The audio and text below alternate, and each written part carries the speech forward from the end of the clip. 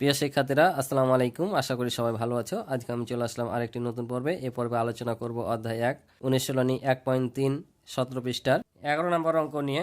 তোমরা ক্লাসটি প্রথম থেকে শেষ পর্যন্ত দেখবা। আমি সহজভাবে তোমাদের বুঝিয়ে দেওয়ার চেষ্টা করবো ইনশাল্লাহ।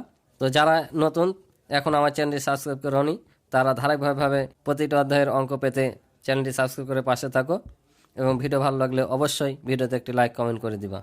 আর আমার সম্পূর্ণ অধ্যায়ের ভিডিও দেখতে আমার এই ভিডিওর ডিসক্রিপশনে তোমরা পেয়ে যাবে, অথবা আমার চ্যানেলের প্লেলিস্টে গিয়েও তোমরা সম্পূর্ণ অধ্যায়ের ভিডিও দেখতে পারবা। তো চলো আমরা অঙ্কগুলো শুরু করি। তো 11 নম্বর দেখো, বলছে 5 অঙ্কের কোন বৃহত্তম সংখ্যাকে 16, 24, 30 ও 36 দিয়ে ভাগ করলে প্রত্যেকবার ভাগশেষ 10 থাকবে? কোন বৃহত্তম সংখ্যাকে? তাহলে প্রথমে দেখতে হবে এটা আমাদের কি করতে হবে। তাহলে এটা বলো তো কি করতে হবে। কোন বৃহত্তম সংখ্যাকে বলেছে? তো আমরা জানি যে বৃহত্তম সংখ্যা বললে গসাগু করতে হয়, তাই না? কিন্তু না, এই অঙ্কটার ক্ষেত্রে ব্যতিক্রম।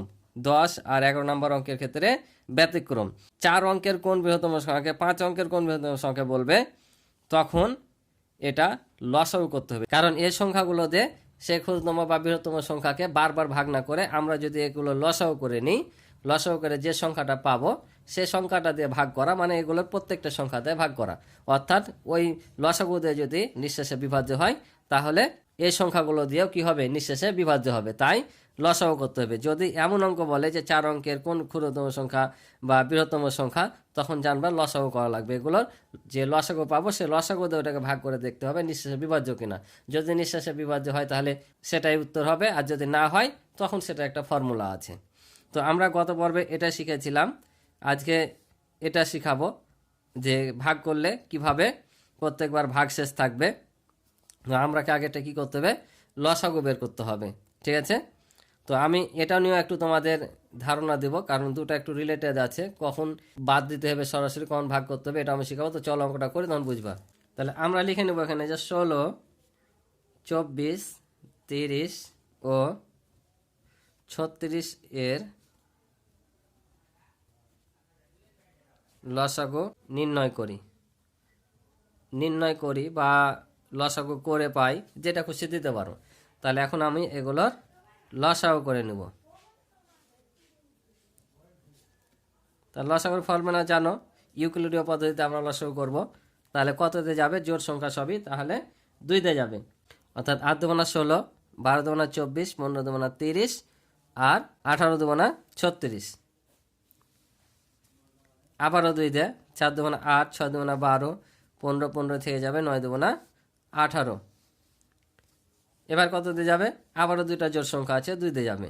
2 দুগুণা 4, 3 দুগুণা 6, 15 নেমে যাবে, 9 নেমে যাবে। অর্থাৎ ওগুলোকে ভাগ যাচ্ছে না।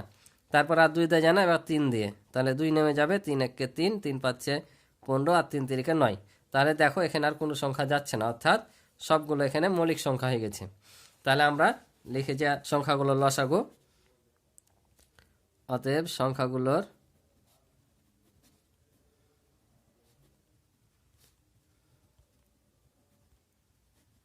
লসাগু। তার লসাগু কি, সবগুলো এগুলো নিতে হবে। তাহলে 2 গুণিত 2 গুণিত 2, 3 গুণিত 5 গুণিত 3। তারপরে এখানে একটা 2 ছুটে গেছে, এখানে 2 হবে। ঠিক আছে? এখন এগুলো আমরা গুণ করে নেব। 2 দুগুণা 4, 4 দুগুণা 8, 3 8 24।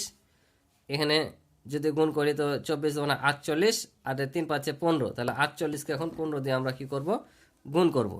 তাহলে 48 গুণিত 15, 5 8 40, 7 একে 4, 4 5 20, 4 24, 8 একে 8, 4 একে 4। যদি যোগ করি তাহলে 0, 8 আর 4 12, 2 হাত থেকে 1, 7 আর 2 6, হাতে রেখে 7, অর্থাৎ 720। তাহলে এখানে আমরা লিখবো 720 পাইলাম, 720 লিখে নেব।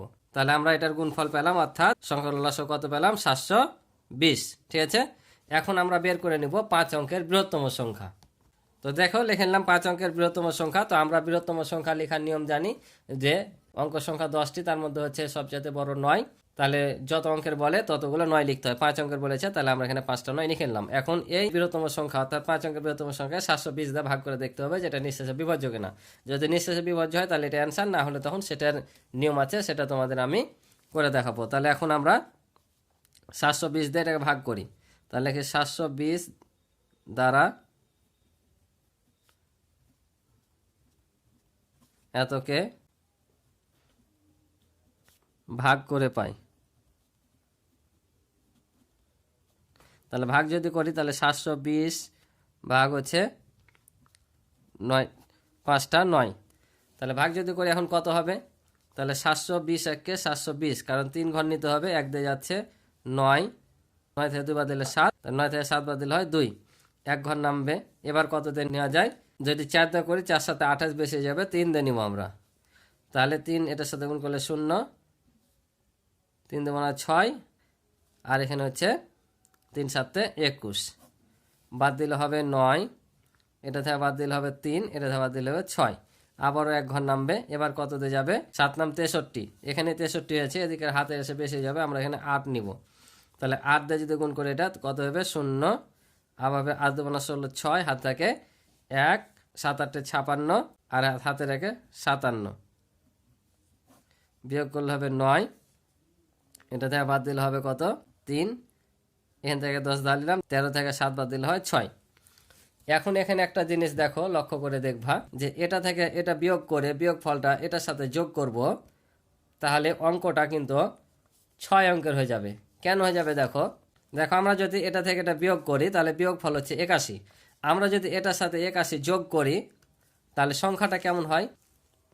তাহলে দেখো 81 বিয়োগ করলে সংখ্যাটা হবে এইটা, যে 1,80,000, অর্থাৎ 1 2 3 4 5 6, 6 অঙ্কের হয়ে যাচ্ছে। কিন্তু আমাদের 5 অঙ্কের বৃহত্তম সংখ্যা বলেছে, এমনিতে এটা 6 অঙ্কের হচ্ছে, আবার কি ক্ষুদ্রতম সংখ্যা হচ্ছে।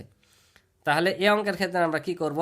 আমরা যদি সরাসরি এই অঙ্কটা থেকে এই ভাগশেষটা বাদ দিয়ে দিই, অর্থাৎ যেটা ভাগশেষ থাকছে ওটা বিয়োগ করে দিলে আমাদের কি হবে?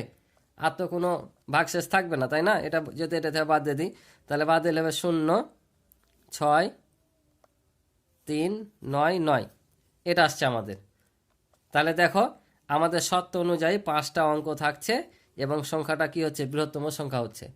তাহলে আমরা কি করব? সরাসরি এই বৃহত্তম সংখ্যা থেকে আমরা যদি এই ভাগশেষটা বাদ দিই তাহলে আমরা এই 720 দ্বারা নিঃশেষে বিভাজ্য সংখ্যা পেয়ে যাব, অর্থাৎ 16 24 30 দ্বারা নিঃশেষে বিভাজ্য সংখ্যাটা পেয়ে যাব। তো এখন তোমাদের প্রশ্ন হতে পারে যে ক্ষুদ্রতম সংখ্যাটা বাদ দিলাম না, এটা কেন বাদ দিলাম, তাই না? প্রশ্ন আসছে যে আমরা ক্ষুদ্রতম সংখ্যা যখন করেছি তখন ভাগশেষটা বিয়োগ করিনি, এই ভাজক থেকে ভাগশেষ বিয়োগ করে বিয়োগ ফলটা এটার সাথে যোগ করেছি, এটা কেন বিয়োগ করলাম? হ্যাঁ, এটারও প্রশ্ন আছে। কারণ এখানে দেখো যখন আমরা 1000 থেকে সরাসরি 160 বিয়োগ করতাম তখন কত এসেছিল? বিয়োগ করে 840 এসেছিল। তার মানে এটা কয় অঙ্কের সংখ্যা? 3 অঙ্কের, আর আমাদের চেয়েছে 4 অঙ্কের ক্ষুদ্রতম সংখ্যা। তাহলে এটা 3 অঙ্কের হয়ে যাচ্ছে, তার জন্য এটা গ্রহণযোগ্য না। কারণ আমাদের বলে দিয়েছে 4 অঙ্কের বের করতে হবে, কিন্তু এটা কয় অঙ্কের হচ্ছে? 3 অঙ্কের। তাই আমরা এখানে কি করেছিলাম যে ভাজক 420 থেকে ভাগশেষ 160 বিয়োগ করে বিয়োগ ফলটা যোগ করেছিলাম, 1260 এসেছিল, অর্থাৎ 4 অঙ্কেরও ছিল, ক্ষুদ্রতম সংখ্যা ছিল। কিন্তু এখানে যদি করতে যাই তাহলে তো দেখালাম যেখানে কয় অঙ্কের হয়ে যাচ্ছে 10 নম্বরের ফর্মুলায়, এখানে দেখো 6 অঙ্কের ক্ষুদ্রতম সংখ্যা হয়ে যাচ্ছিল, অর্থাৎ এমনিতেও ক্ষুদ্রতম সংখ্যা তারপর 6 অঙ্কের, ওই জন্য এখানে বিয়োগ করতে হবে। সহজ কথা, যদি ক্ষুদ্রতম সংখ্যার কথা বলে তাহলে ভাজক থেকে ভাগশেষ বিয়োগ করে ওই সংখ্যাটার সাথে যোগ করে দিবা, অর্থাৎ ক্ষুদ্রতম সংখ্যার সাথে। আর যদি বৃহত্তম সংখ্যা বলে সরাসরি তোমরা ভাগশেষটা কি করবা? বিয়োগ করে দিবা। বুঝেছ? যদি ক্ষুদ্রতম সংখ্যার কথা বলে তাহলে এই স্টাইলে করবা, অর্থাৎ ভাজক থেকে ভাগশেষ বিয়োগ করে যোগ করবা। আর যদি বৃহত্তম সংখ্যার কথা বলে তোমরা সরাসরি এই বৃহত্তম সংখ্যা থেকে এই ভাগশেষটা বিয়োগ করবা, তাহলে হয়ে যাবে। তাহলে আমরা লিখে নেব 720 দ্বারা নিঃশেষে বিভাজ্য 5 অঙ্কের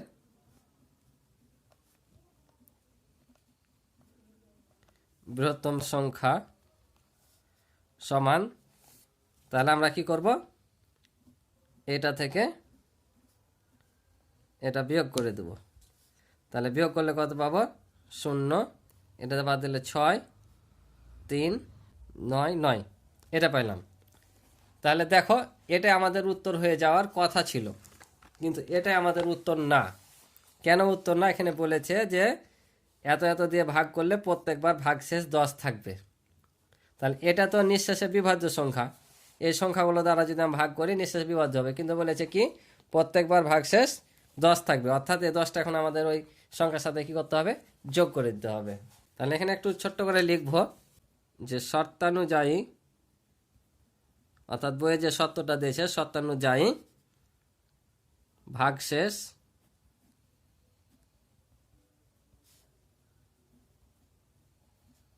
প্রত্যেকবার 10 থাকবে। অতএব নিম্ন বৃহত্তম সংখ্যা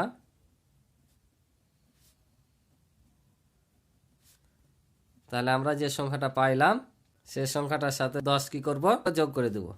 তাহলে কত হবে, 99,377। এটা হবে আমাদের উত্তর। আশা করি তোমরা অঙ্কটি বুঝেছো। তো আজকে এ পর্যন্ত ছিল এ পর্বের অঙ্ক। যদি আমার ক্লাসটি ভালো লেগে থাকে অবশ্যই চ্যানেলটি সাবস্ক্রাইব করে আমার পাশে থাকবে এবং ভিডিওতে লাইক কমেন্ট করে দিবে এবং তোমাদের মন্তব্যগুলো জানাবে। আর আমার সম্পূর্ণ অধ্যায়ের ভিডিও দেখতে আমার এই ভিডিও ডিসক্রিপশানে তোমরা সম্পূর্ণ ভিডিও লিঙ্ক পেয়ে যাবে, অথবা আমার চ্যানেলের প্লেলিস্টে গিয়েও তোমরা সম্পূর্ণ অধ্যায়ের ভিডিও দেখতে পারো। তো আজকে এ পর্যন্তই। ভালো থাকো, সুস্থ থাকো, আল্লাহ হাফিজ।